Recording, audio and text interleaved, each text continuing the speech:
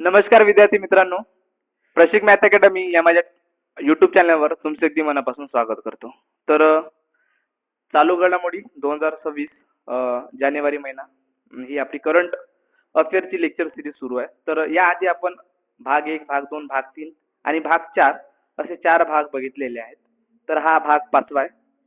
तर येणाऱ्या समोरच्या ज्या काही एक्झाम आहेत, सरळ सेवा एक्झाम, त्यानंतर मग एमपीसीच्या एक्झाम, त्याच्यामध्ये करंट अफेअरचे प्रश्न आणि जो बदललेला ट्रेंड आहे त्याला अनुसरून ही माझी लेक्चर सिरीज आहे.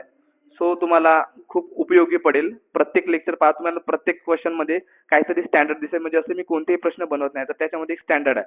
ओके, सो लोकसत्ता न्यूजपेपर, परिक्रमा, त्याच्यानंतर सिम्प्लिफाईड, इयरली बुक, त्याच्यानंतर मग आपला द हिंदू, याच्यामध्ये ज्या काही महत्त्वाच्या न्यूज आहेत त्या कलेक्ट करून मी त्याच्यावर क्विज टाईप प्रश्न तयार केले आहेत आणि मी त्यांना तुम्हाला एक्सप्लेन करून सांगत आहे. ओके, सो याच्या पीडीएफ सुद्धा तुम्हाला मिळतील. तसं मला कमेंट बॉक्स मध्ये सांगा की याच्या पीडीएफ पण हव्या आहेत, तर त्या मी पीडीएफ पण तुम्हाला अपलोड करून देईल. ओके, सो आता हा 5वा लेक्चर आपण बघूया.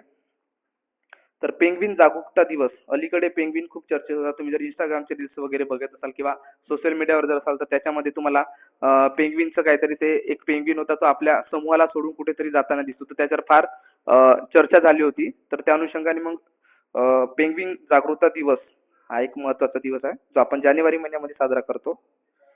पेंग्विन जागरूकता दिवस कधी साजरा केला जातो, तर 20 जानेवारीला पेंग्विन जागरूकता दिवस साजरा केला जातो. ओके,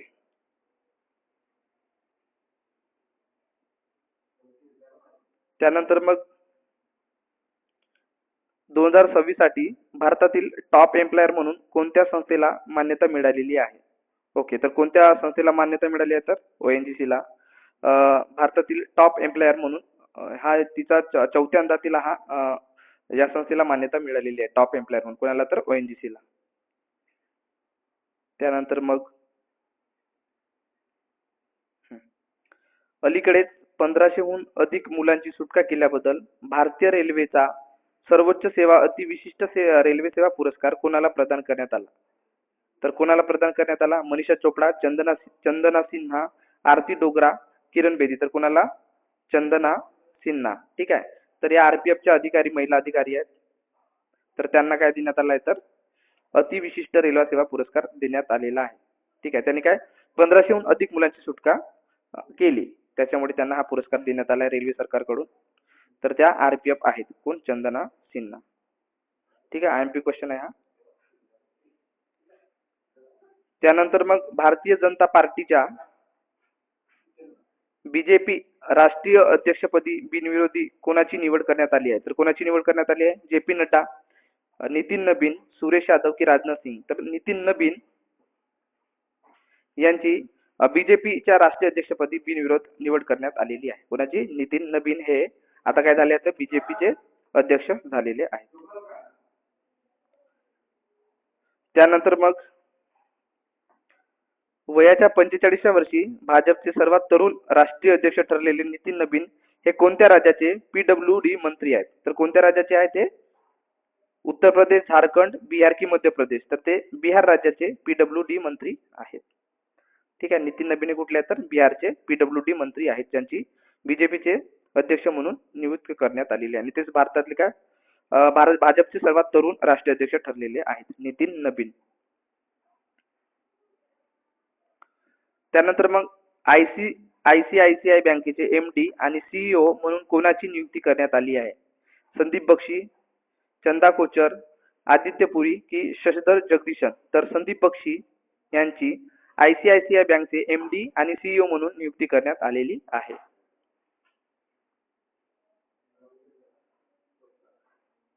त्यानंतर आयसीआयसीआय बँकेची मूळ वित्तीय संस्था म्हणून स्थापना कोणत्या वर्षी झाली होती? 1994, 1955, 1982 की 2001. तर 1955 मध्ये आयसीआयसीआय बँकेची मूळ वित्तीय संस्था म्हणून स्थापना झालेली होती.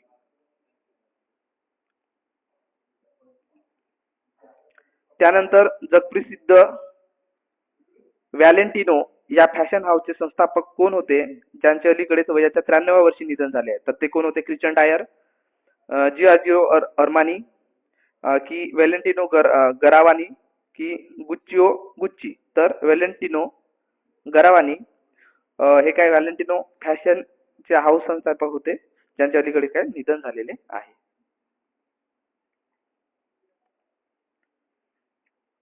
त्यानंतर जानेवारी 2026 मध्ये झालेल्या करारानुसार कोणती कंपनी हिंदुस्तान पेट्रोलियम कॉर्पोरेशनला 10 वर्षासाठी एलएनजी पुरवठा करणार आहे? हा खूप महत्त्वाचा प्रश्न आहे. तर कोणती कंपनी एलएनजीचा पुरवठा करणार आहे 10 वर्षासाठी भारताला? तर रिलायन्स इंडस्ट्रीज, की एडीएनओसी गॅस, की ओएनजीसी, की सौदी सौदी अरामको? तर कोण करणार आहे? तर एडीएनओसी गॅस ही काय करणार आहे? तर हिंदुस्तान पेट्रोलियम कॉर्पोरेशनला 10 वर्षासाठी एलएनजी पुरवठा करणार आहे. एडीएनओसी कुठली आहे? तर यूएई ची आहे.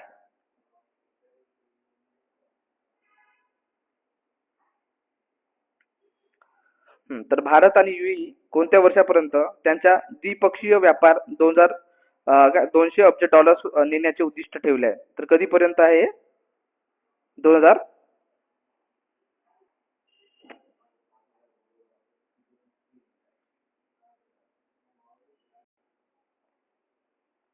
तर भारत आणि यूएई यांनी कोणत्या वर्षापर्यंत त्यांच्या द्विपक्षीय व्यापार 200 अब्ज डॉलर्स पर्यंत नेण्याचे उद्दिष्ट ठेवले आहे? तर हे कधी? 2028, 2030, 2032 की 2035? तर 2032 पर्यंत भारत आणि यूएई हे काय करणार आहे? तर 200 अब्ज डॉलर्स पर्यंत हे काय आपला व्यापार करणार आहेत 2032 पर्यंत.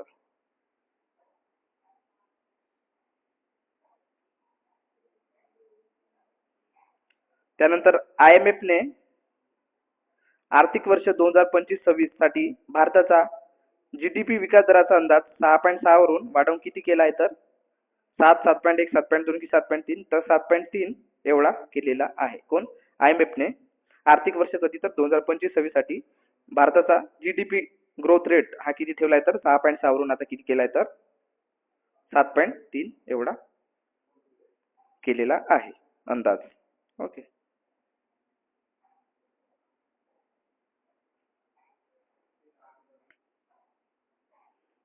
नेक्स्ट प्रश्न काय? तर IMFच्या अहवालानुसार 2026 आणि 2027 या कॅलेंडर वर्षात जागतिक अर्थव्यवस्थेचा विकास दर किती राहण्याचा अंदाज आहे? तर किती राहण्याचा अंदाज आहे IMFच्या अहवालानुसार? तर 3.3 ते 3.2% काय राहणार आहे? तर जागतिक अर्थव्यवस्थेचा विकास दर राहण्याचा अंदाज आहे IMFच्या अहवालानुसार 2026-27 साठी 3.3 ते 3.2 एवढं.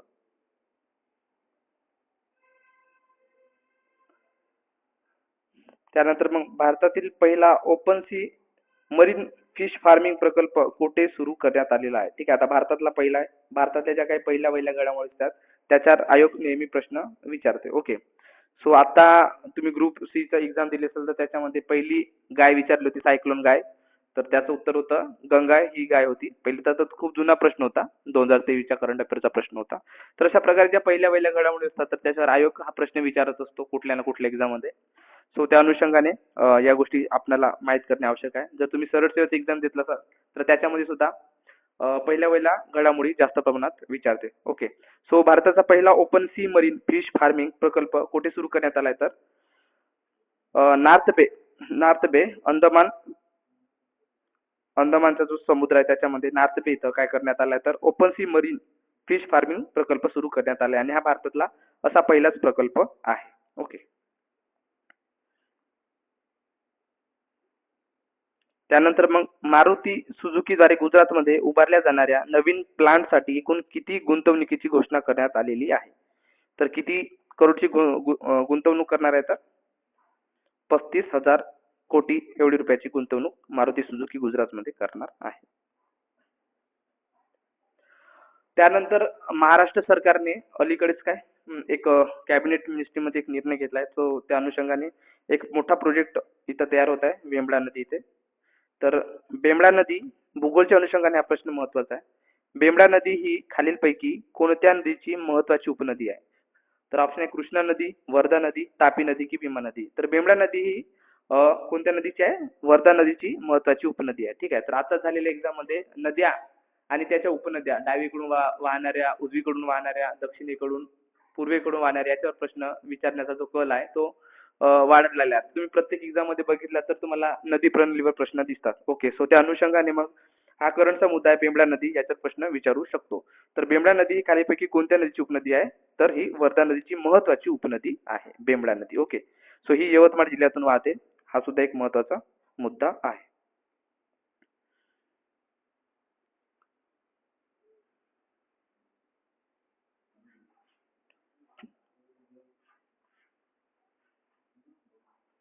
त्यानंतर मग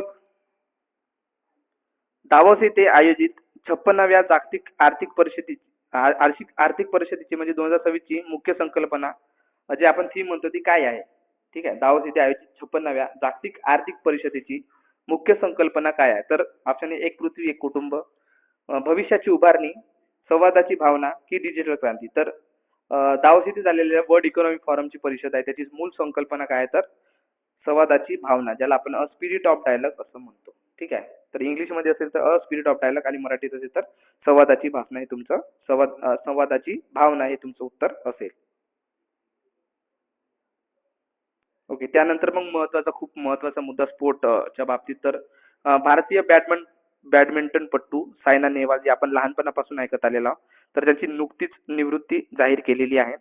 तर तिने कोणत्या ऑलिम्पिकमध्ये कांस्य पदक जिंकलेले होते? तर खूप महत्वाचा तो पुरस्कार होता. ठीक आहे. तर 2012 मध्ये लंडन ऑलिम्पिकमध्ये भारतीय बॅडमिंटनपटू कोण? सायना नेहवाल हिने काय कांस्य पदक जिंकलेले होते 2012च्या लंडन ऑलिम्पिक मध्ये.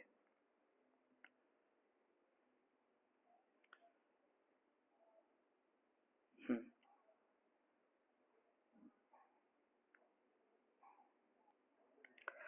त्यानंतर मग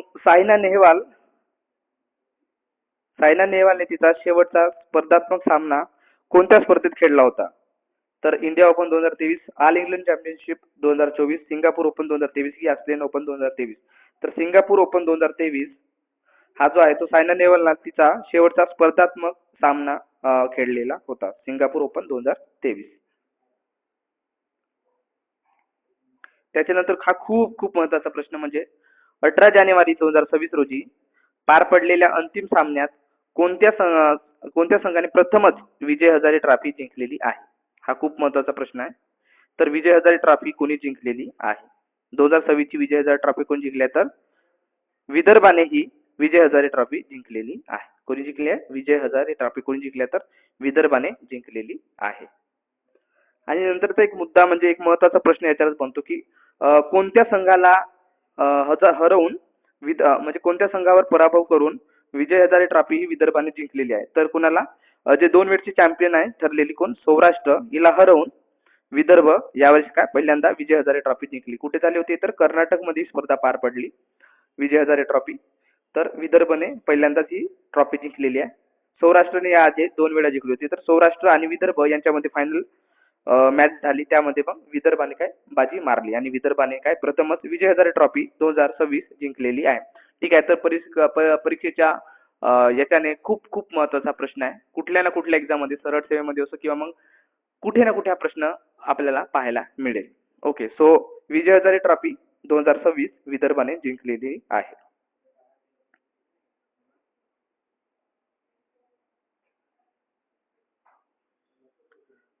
त्यानंतर मग विजय हजारे ट्रॉफी कोणत्या वर्षापासून रणजी वन डे ट्रॉफी म्हणून सुरू करण्यात आली होती? ठीक आहे. विजय हजारे ट्रॉफी कोणत्या वर्षापासून रणजी वन डे ट्रॉफी म्हणून सुरू करण्यात आलेली होती?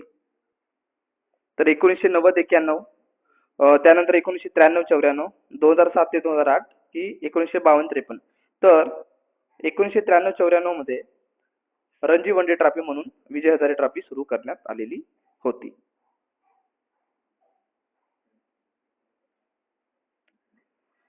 त्यानंतर भारताने 1952 मध्ये कोणाविरुद्ध पहिला कसोटी विजय मिळवला होता ज्याचे नेतृत्व विजय हजारे यांनी केलेले होते.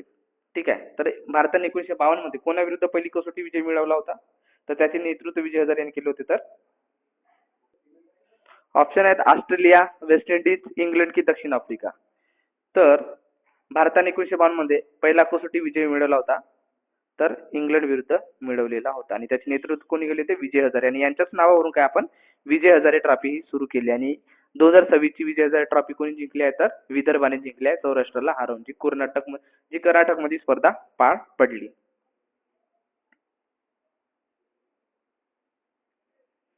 त्यानंतर मग 3 राज्य आहेत कोणकोणते? मणिपूर, त्रिपुरा आणि मेघालय या 3 राज्यांचा स्थापना दिवस कधी साजरा केला जातो? ओके, तर ऑप्शन आहेत 15 जानेवारी, 21 जानेवारी, 26 जानेवारी की 1 ऑक्टोबर. तर 21 जानेवारीला आपण मणिपूर, त्रिपुरा आणि मेघालय, ठीक आहे, MMT, मणिपूर, मेघालय आणि त्रिपुरा. तर किती तारखेला आपण यांचा राज्य दिन साजरा करतो? 21 जानेवारीला आपण यांचा राज्य दिन साजरा करतो. तर 1972 मध्ये मणिपूर, मेघालय आणि त्रिपुरा या राज्याची निर्मिती झाली. ठीक आहे, 21 जानेवारी 1972, म्हणून 21 जानेवारी हा आपण त्यांचा राज्य दिवस म्हणून साजरा करतो. ठीक आहे.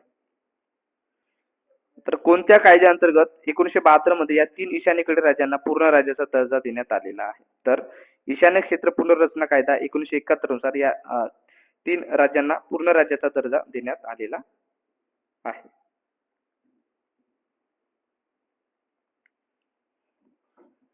त्यानंतर मग दोस्ती 17 हा त्रिपक्षीय सागरी सराव जानेवारी 2000 मध्ये कुठे पार पडला?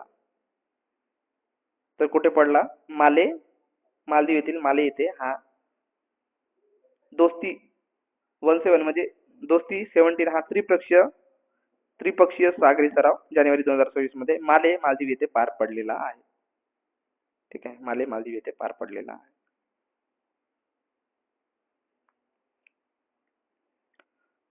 त्यानंतर मग एक्सरसाइज दोस्ती मध्ये खालीलपैकी कोणत्या देशाचा समावेश आहे? तर एक्सरसाइज दोस्ती मध्ये कोणकोणतं? भारत, मालदीव आणि श्रीलंका या 3 राज्यांचा समावेश आहे, या 3 देशाचा समावेश आहे. त्यानंतर मग सुनीता विल्यम्स यांची 27व्या वर्षाच्या कारकिर्दीत एकूण किती दिवस अंतराळ घालवले आहेत? ठीक आहे, त्यांनी 27 वर्षाचा जो अनुभव आहे त्यांचा कारकीर्द आहे याच्यामध्ये त्यांनी किती दिवस अंतराळात घालवले आहेत? तर 608 दिवस त्यांनी अंतराळात घालवलेले आहेत. किती? 608 दिवस. ठीक आहे, तर परीक्षेच्या अनुषंगाने हा खूप महत्त्वाचा मुद्दा आहे. अलीकडेच काय त्यांनी रिटायरमेंट घेतली आहे त्याच्यामधून, सो याच्यावरती प्रश्न विचारू शकतात. ओके, सो 608 दिवस त्यांनी अंतराळात घालवलेले आहेत. 608 दिवस हा आकडा तुम्ही लक्षातच ठेवा. ठीक आहे, एक तर हा इव्हन नंबर आहे. ठीक आहे, त्याच्यामुळे तुम्ही 8 ऑप्शन बाजूला सारू शकता.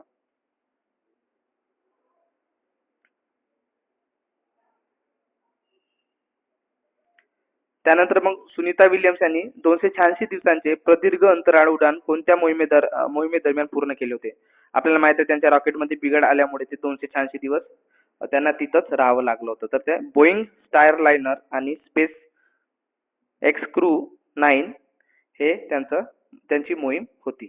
ओके, तर 286 दिवसांचा हा प्रदीर्घ अंतराळ उड्डाण त्यांनी केली होती. मोहीम कोणती होती? तर बोईंग स्टारलायनर आणि स्पेस एक्स क्रू 9.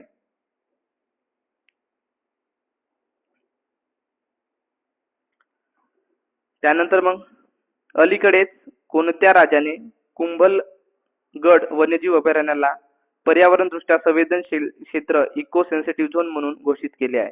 तर मध्य प्रदेश, गुजरात, महाराष्ट्र की राजस्थान? तर याचं उत्तर आहे राजस्थान.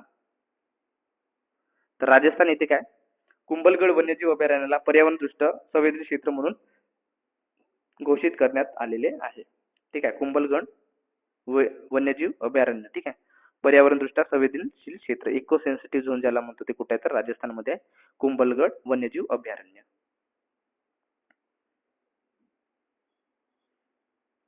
त्यानंतर कुंभलगड वन्यजीव अभयारण्य खालीलपैकी कोणत्या पर्वतरांगेत स्थित आहे? तर कोणत्या पर्वतरांगेत स्थित आहे? तर अरवली पर्वतरांगेमध्ये ते स्थित आहे. कुंभलगड वन्यजीव अभयारण्य इको सेन्सिटिव्ह झोन कुठे आहे? राजस्थान मधलं. त्यानंतर खूप इम्पॉर्टंट प्रश्न आहे हा. प्रश्न खूप इम्पॉर्टंट आहे, तर एक्झामच्या दृष्टिकोनाने तुम्ही हा पाठच करून ठेवा. न्यूझीलंड मधील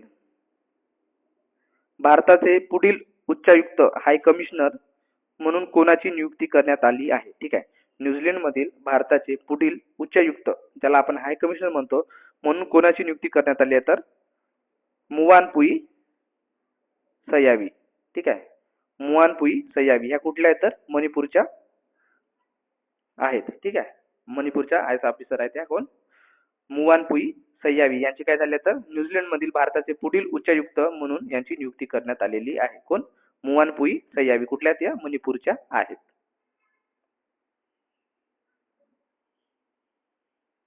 त्यानंतर हा पुन्हा सुद्धा इम्पॉर्टंट प्रश्न आहे तर अमित कुमार मिश्रा यांची कोणत्या देशात भारताचे पुढील राजदूत अँबॅसेडर म्हणून नियुक्ती करण्यात आलेली आहे. ठीक आहे. अमित कुमार मिश्रा यांची कोणत्या देशात भारताचे पुढील राजदूत अँबॅसेडर म्हणून नियुक्ती झाली आहे तर कुठल्या न्यूझीलंड रशिया जॉर्जिया की फ्रान्स तर जॉर्जियामध्ये त्यांची राजदूत म्हणून नियुक्ती झालेली आहे अमित कुमार मिश्रा.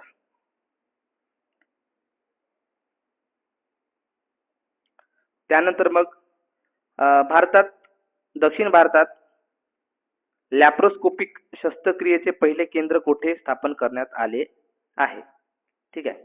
काय दक्षिण भारतात लॅप्रोस्कोपिक शस्त्रक्रियेचे पहिले केंद्र कोठे स्थापन करण्यात आलेले आहे तर कुठे स्थापन करण्यात आले तर कोइंबतूर येथे काय करण्यात आले आहे तर लॅप्रोस्कोपिक शस्त्रक्रियेचे पहिले केंद्र स्थापन करण्यात आलेले आहे कोइंबतूर येथे. ओके. त्यानंतर खेलो इंडिया विंटर गेमची 6वी आवृत्ती कोठे आयोजित करण्यात आलेली आहे. खेलो इंडिया विंटर गेम ची 6वी आवृत्ती आहे ही कुठे आयोजित करण्यात आली आहे तर Leh Ladakh. Khelo India winter game कुठे होणार आहे तर लेह लडाख इथे होणार आहेत.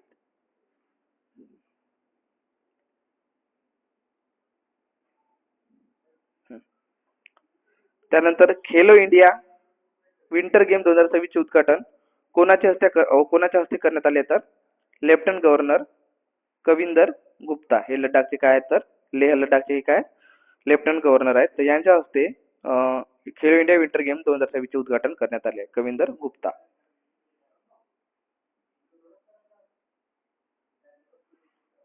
त्यानंतर मग भटक्या कुत्र्यांच्या समस्येवर उपाय म्हणून पंजाबने आपले पहिले डॉग सँक्च्युरी कोठे सुरू केले आहे. ठीक आहे. तर पहिले कुत्र्यांचे जी सँक्च्युरी आहे तर ते कुठे सुरू करण्यात आले आहे तर अमृतसर चंदीगड लुधियाना की जालंधर तर कुठे लुधियाना येथे भारतातील अशी पहिलीच आहे. ठीक आहे. तर पंजाब सरकारने ही डॉग सँक्च्युरी काय केली आहे सुरू केलेली आहे. ठीक आहे. भटक्या कुत्र्यांच्या समस्येवर उपाय म्हणून ही पंजाब सरकारने डॉग सँक्च्युरी सुरू केलेली आहे लुधियाना येथे पंजाबच्या लुधियाना येथे. त्यानंतर मग जानेवारी 2026 मध्ये कोणत्या देशाने अधिकृतपणे इंडो पॅसिफिक महासागर पुढाकार मध्ये सामील होण्याची घोषणा केलेली आहे. तर कोणत्या देशाने केली आहे तर स्पेनने जानेवारी 2026 मध्ये अधिकृतपणे इंडो पॅसिफिक महासागर पुढाकार मध्ये सामील होण्याची घोषणा केलेली आहे.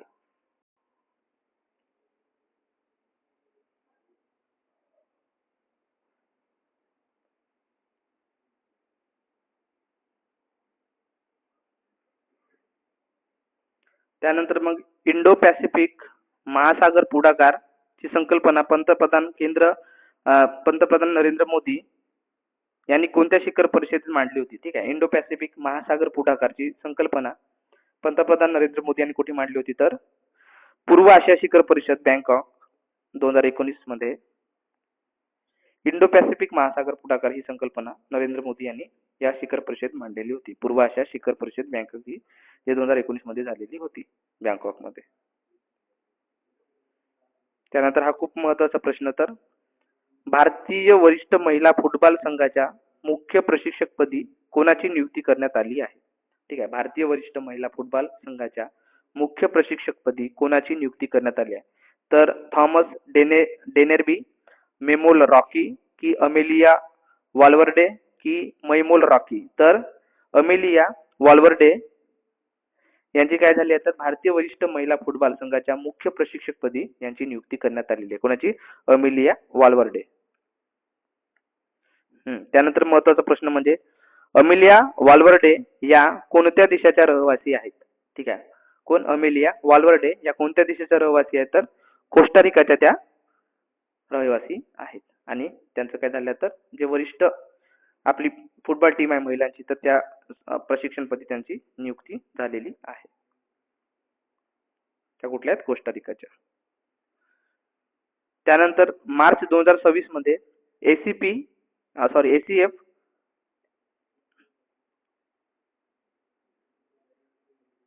मार्च 2026 मध्ये एसीएफ महिला आशियाई चषक कोणत्या देशात आयोजित केला जाणार आहे? तर कुठे? तुर्की या देशामध्ये एसीएफसी महिला आशिया चषक आयोजित केला जाणार आहे.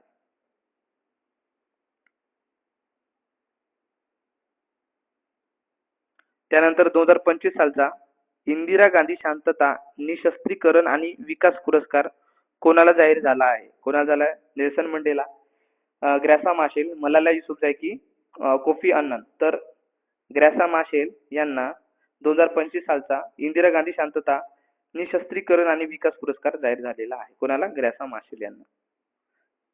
त्यानंतर ग्रॅसा माशेल या खालीलपैकी कोणत्या देशाच्या प्रतिष्ठित राजकारणी आणि मानवाधिकार कार्यकर्ता आहेत? तर त्या कुठल्या आहेत? तर मोझाम्बिक या देशाच्या त्या आहेत.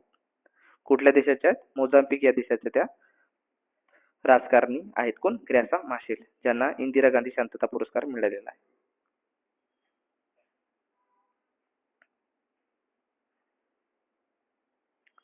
त्यानंतर मग भारतीय नौदलाच्या INS सुदर्शनी या जहाजाने कोणत्या नावाच्या 10 महिन्यांच्या ट्रान्सोशनिक मोहिमेला सुरुवात केलेली आहे? तर कोणत्या? लोकयान 26 या ट्रान्सोशनिक मोहिमेला सुरुवात केलेली आहे. कोण? INS सुदर्शनी. भारतीय नौदलाची INS सुदर्शनी या जहाजाने काय 10 महिन्याच्या ट्रान्सोशनिक मोहिमेला सुरुवात झालेली आहे. त्याचं नाव आहे लोकयान 26.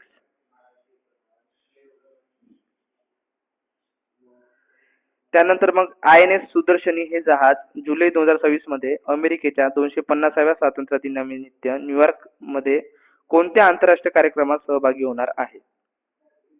तर कोणत्या? सेल 250 या कार्यक्रमात ती सहभागी होणार आहे. सेल 250 या कार्यक्रमात INS सुदर्शनी समावेश होणार आहे. ठीक आहे, सहभागी होणार आहे.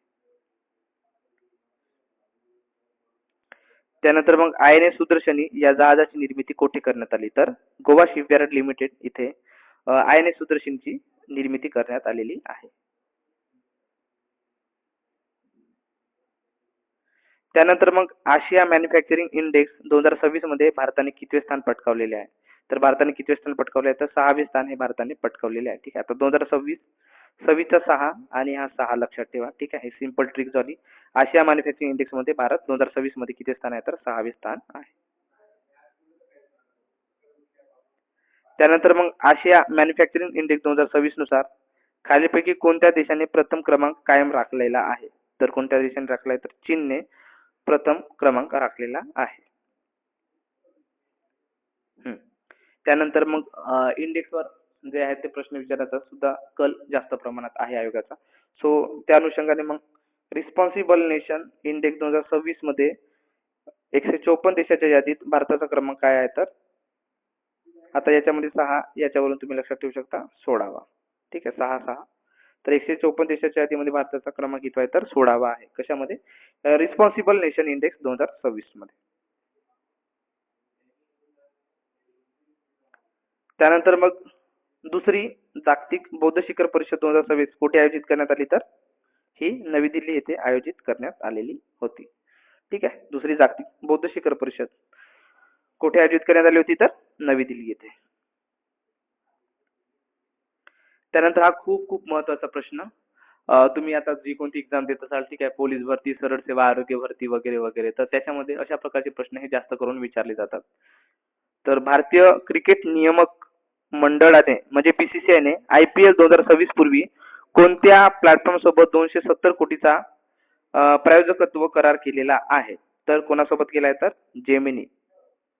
जेमिनी सोबत हे IPL ने काय केलं आहे? तर 270 कोटीचा प्रायोजकत्व करार केलेला आहे. ठीक आहे, यावर्षी आपल्या जेमिनीची आपल्या टी शर्टवर जेमिनी हे दिसेल IPLच्या टी शर्टवर. आणि जी आपली BCCI ची टी शर्ट आहे त्याच्यावरती काय तर अपोलो टायर्स हे तुम्हाला दिसेल. ठीक आहे, तर अपोलो टायर्सने त्याचं काय प्रायोजकत्व करार केलेला आहे अपोलो टायर्स आणि BCCI मध्ये. आणि IPL मध्ये कोण? IPL मध्ये कोण? जेमिनी. तर ठीक आहे, हा खूप महत्त्वाचा प्रश्न आहे, याला तुम्ही IMP म्हणून लक्षात ठेवा. ठीक आहे, हा खूप खूप इम्पॉर्टंट प्रश्न आहे. सो भारतीय क्रिकेट नियामक मंडळाने BCCI IPL 2026 पूर्वी जेमिनी प्लॅटफॉर्म सोबत 270 कोटीचा प्रायोजकत्व करार केलेला आहे. त्यानंतर मग IPL साठी टायटल स्पॉन्सरशिप चे अधिकार सध्या कोणाकडे आहेत? सध्या आता टाटा ग्रुपकडे आहे. ठीक आहे, याच्यानंतर कोणाकडे जाणार आहे? तर या वर्षीच्या IPL मध्ये जेमिनीकडे जाणार आहे.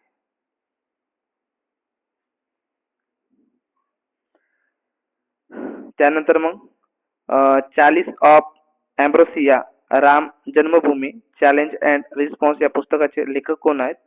तर या पुस्तकाचे लेखक आहेत सुरेंद्र कुमार पचौरी. हे 40 of ambrosia Ram Janmabhoomi challenge and response या पुस्तकाचे लेखक आहेत. कोण? सुरेंद्र कुमार पचौरी.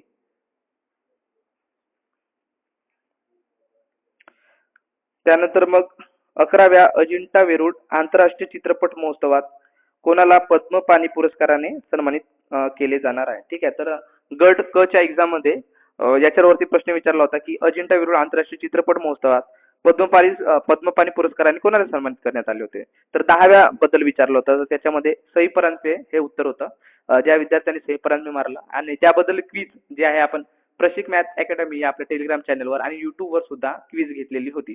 ठीक आहे, तर ज्या विद्यार्थ्यांनी ही क्विज सोडवली त्यांना हे सोपं गेलं. ठीक आहे, आता जे महत्त्वाचे करंटचे प्रश्न आहेत ते आपण क्विज स्वरूपात आपल्या टेलिग्राम चॅनलला डेली आपण 10 ते 20 प्रश्न टाकत असतो. त्याच्यानंतर युट्यूबला सुद्धा आपण क्विजच्या फॉर्मॅटमध्ये प्रश्न टाकत असतो. Okay, so Prashik math academy या टेलिग्राम चॅनलला तुम्ही जॉईन करून घ्या. तुम्हाला रोज महत्त्वाच्या प्रश्नावर GA चे प्रश्न असतील किंवा करंट अफेअरचे प्रश्न असतील त्याच्या क्विज सोडवायला सोपं जाईल आणि एकदा की जे क्विज आपल्या डोळ्यासमोरून गेली तर ते आपल्या एक्झाम मध्ये रिकॉल करायला सोपं होतं. ठीक आहे, सो त्या अनुषंगाने त्याची लिंक जी आहे मी डिस्क्रिप्शन बॉक्समध्ये दिलेली आहे, तर तुम्ही आता चॅनलला जॉईन करून घ्या.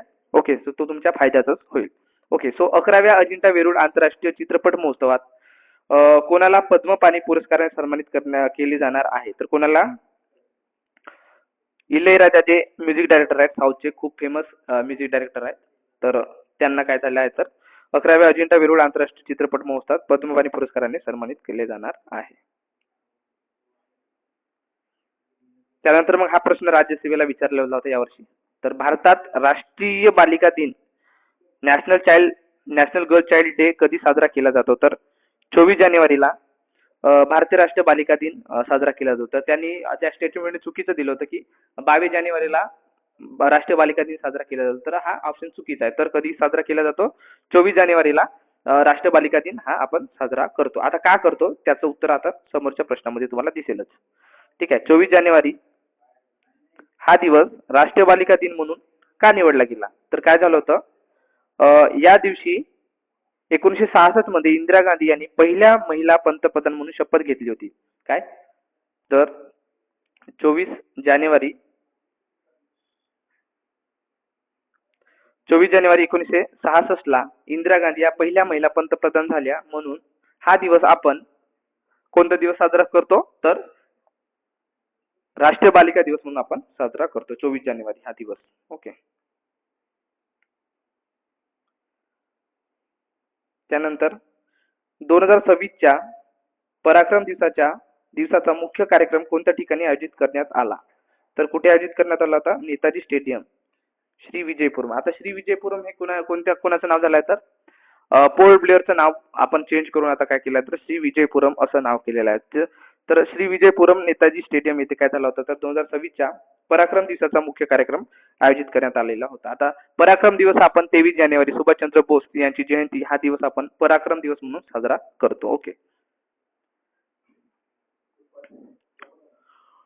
तर ओडिशा सरकारने अलीकडेच कोणत्या उत्पादनाच्या निर्मिती, साठवणूक आणि विक्रीवर पूर्णपणे बंदी घातलेली आहे? तर कुठल्या?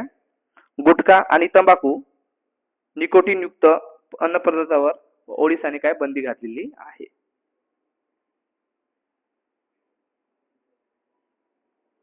त्यानंतर मग अजिस्टा स्पेस द्वारे उभारण्यात येणारा भारतातील पहिला एकात्मिक खासगी उपग्रह कारखाना कोठे स्थित आहे? ठीक आहे, कोण? अजिस्टा स्पेस द्वारे उभारण्यात येणारा भारतातील पहिला एकात्मिक खासगी उपग्रह कारखाना कुठे आहे? तर खोरात सानंद गुजरात येथे हा पहिला खासगी उपग्रह कारखाना उभारण्यात येत आहे.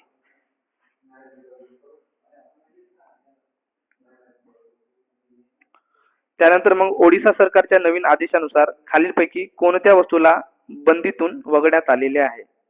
पान मसाला, सिगारेट आणि विडी, चरता खैनी. तर सिगारेट आणि विडी याला वगळण्यात आलेलं आहे बंदीवरून, सिगारेट आणि विडीला.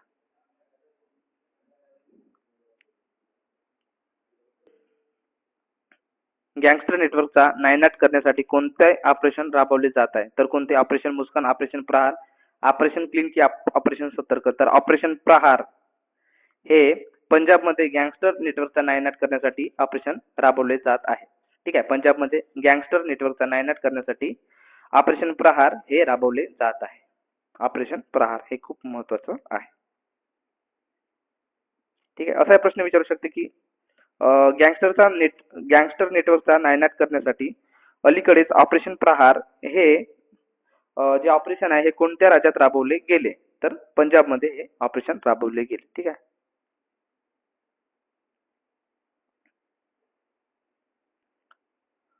कोणत्या देशाने नुकतीच अधिकृतपणे जागतिक आरोग्य संघटने WHO मधून बाहेर पडण्याची प्रक्रिया पूर्ण केली आहे? तर अमेरिकेने ही प्रक्रिया पूर्ण केली आहे. ठीक आहे, आता ही का केली आहे? तर कोविडच्या काळात जे काही WHO ने काम केले त्याच्यामध्ये सुसंगतपणा त्यांना दिसून आला नाही, त्यामुळे अमेरिकेने WHO मधून माघार घेण्याचा निर्णय घेतलेला आहे.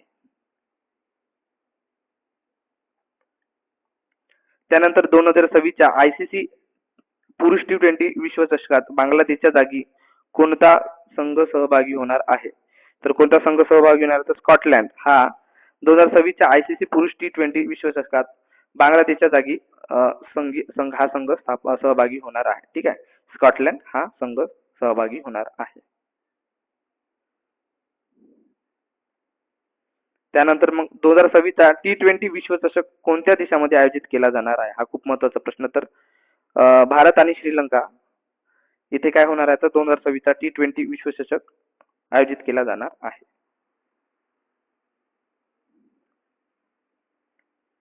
त्यानंतर मग उत्तर प्रदेश राज्याचा स्थापना दिवस दरवर्षी कधी साजरा केला जातो? तर 24 जानेवारीला उत्तर प्रदेश राज्याचा स्थापना दिवस दरवर्षी साजरा केला जातो. त्यानंतर world table tennis contender Muscat 2026 मध्ये मिश्र दुहेरीचे विजेतेपद कोणी पटकावले आहे? तर कोण? मानुषा आणि दिया चितळे यांनी world table tennis contender Muscat 2026 चे मिश्र दुहेरीचे विजेतेपद पटकावलेले आहे.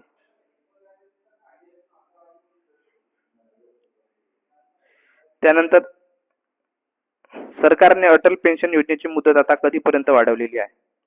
तर कधीपर्यंत वाढवली आहे? तर 2030-31 पर्यंत अटल पेन्शन योजनेची मर्यादा वाढवलेली आहे. त्यानंतर अटल पेन्शन योजनेअंतर्गत वयाच्या 60 वर्ष पूर्ण झाल्यावर किती रुपये किमान मासिक पेन्शनची हमी दिली जाते? तर 1000 ते 5000 रुपये एवढी किमान मासिक पेन्शनची हमी दिली जाते. त्यानंतर मग अटल पेन्शन योजना कोणत्या वर्षी सुरू करण्यात आली? तर 2015. अलीकडे तिला किती वर्ष पूर्ण झाले? तर 10 वर्ष पूर्ण झालेले आहेत. ठीक आहे, कधी सुरू करण्यात आली? 2015 मध्ये. त्यानंतर 500 विजय टप्पा गाठणारी PV सिंधू जगातील कितवी महिला एकेरी खेळाडू ठरलेली आहे? तर ती कितवी महिला ठरली आहे? तर ती 6वी महिला ठरलेली आहे. किती? 6वी महिला. भारतातील पहिली आणि जगातली कितवी? तर 6वी महिला ठरली. तिने 500 विजय टप्पा गाठणारी ही महिला ठरलेली आहे. ओके, तर अशा प्रकारे आपण ही 25 जानेवारी पर्यंतची जी काही अपडेट होती करंट अफेअरची आपण ती बघितलेली आहे. जर संपूर्ण जानेवारी महिन्याची करंट अफेअरची लेक्चर सिरीज पाहिजे तर आधीचे माझे भाग 1, भाग 2, भाग 3 आणि भाग 4 हे व्हिडिओ अपलोड झालेले आहेत YouTube वरती, तर ते पाहून घ्या.